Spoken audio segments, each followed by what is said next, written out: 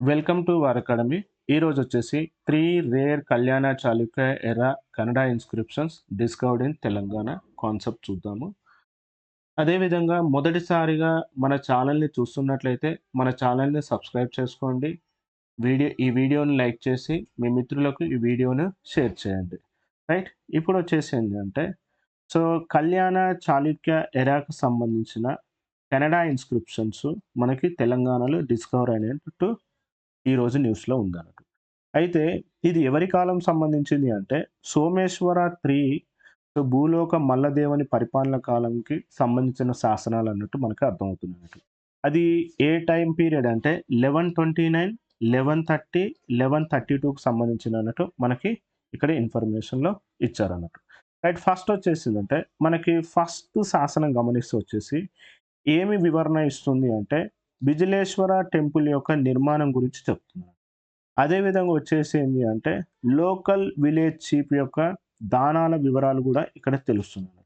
And second and third inscription గమనిస్తే ఇవి కూడా వచ్చేసేదంటే దేవాలయానికి చేసిన దానాల వివరాలు కూడా మనకి సెకండ్ అండ్ థర్డ్ ఇన్స్క్రిప్షన్‌లో ఉన్నట్టు ఇన్ఫర్మేషన్ ఉందన్నట్టు.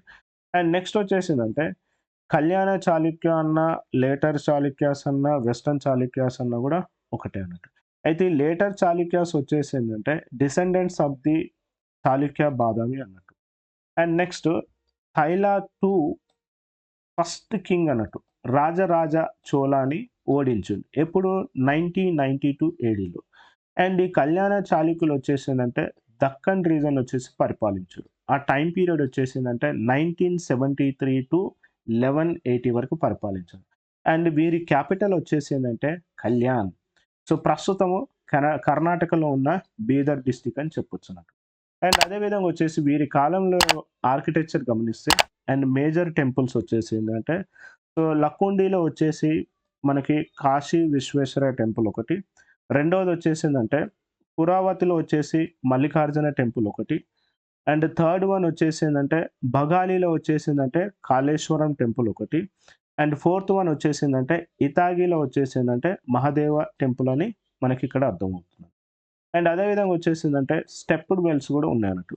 అండ్ లిటరేచర్ పరంగా గమనిస్తే వీరి కాలంలో వచ్చేసిందంటే సాంస్క్రిట్, కన్నడ లిటరేచర్ వచ్చేసి బాగా ఫ్లరిష్ అయిందని కూడా మనం చెప్పొచ్చు అన్నట్టు.